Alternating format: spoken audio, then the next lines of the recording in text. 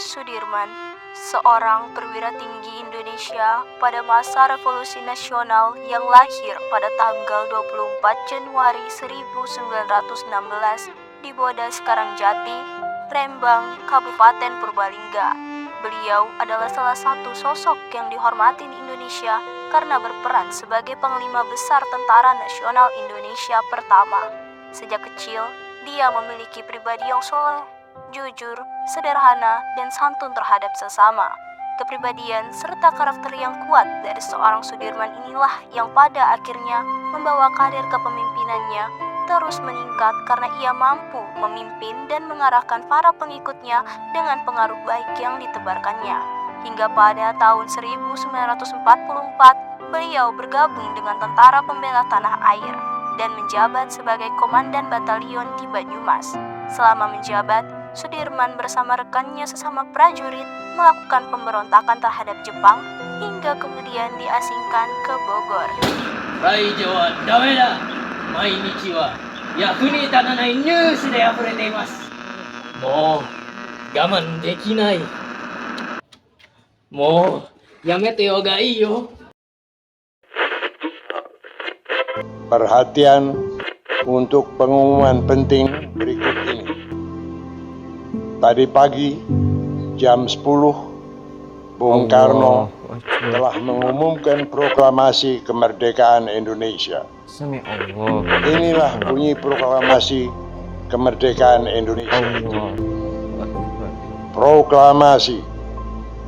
Kami, bangsa Indonesia, dengan ini menyatakan kemerdekaan Indonesia. Hal-hal yang mengenai pemindahan kekuasaan dan lain-lain diselenggarakan dengan cara seksama dan dalam tempo yang sesingkat-singkatnya. Jakarta, 17 Agustus 1945. Atas nama bangsa Indonesia, Soekarno-Hatta. Alhamdulillah Dirman, negara kita wes merdeka. Iya, alhamdulillah ya Gusti. Wayahe tengen wis teko. Aku wis nganteni wayahe iki. Piye carane buka gembok iku? Iso apa ora? Iso. Ora ono sing luwih kuat tinimbang lembut, ora ono sing luwih lembut tinimbang kekuatan sing tenang. Ora ketompo carane angel buka kunci, kanthi kekuatan sing tenang mesti bakal buka. Ayo, presiden wis nganteni aku.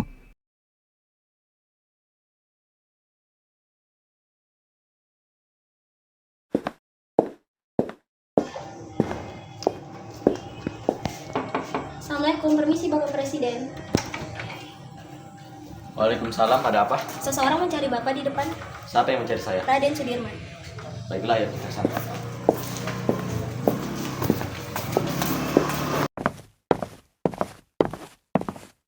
Apa kabar Dirman? Dari mana saya kamu?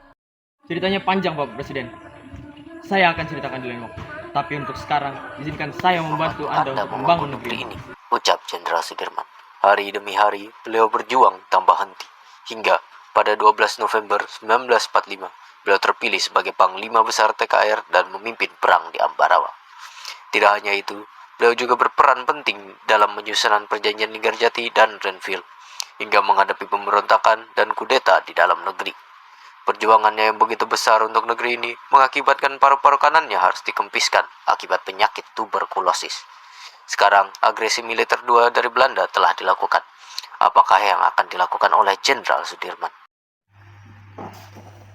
Bagaimana hasil sidangnya Bapak Presiden? Saya menunggu perintah. Hasil sidang kami telah sepakat akan menyerahkan kekuasaan pemerintah kepada Saifuddin di Sumatera sebagai pemerintah darurat jika Sumatera jatuh. Dirman pulang saja. Kondisi Dirman tidak memungkinkan untuk ikut perang. Suster, bawa Dirman kembali. Baik, Tuan Presiden. Tidak bisa Bapak Presiden. Saya ini tentara dan saya mohon dengan sangat agar Bapak Presiden keluar dari kota dan ikut masuk ke hutan sesuai rencana, Pak. Ikutlah bergerilya bersama kami, Pak. Dirman, tempatmu tidak bisa menjadi tempat pelarian saya. Saya harus tinggal di sini untuk memimpin rakyat. Tapi jika Bapak tetap tinggal di sini, Bapak bisa dibunuh, Pak. Jika saya keluar, maka Belanda akan menembak kepala saya. Dalam dua kemungkinan, saya akan menghadapi kematian. Tapi jangan khawatir. Untuk Indonesia, Soekarno tidak takut mati. Baik, tapi saya akan tetap melawan. Saya akan memimpin gerilya dari selatan. Jika ini memang menjadi tekadmu, maka jadikan ini perang gerilya semesta.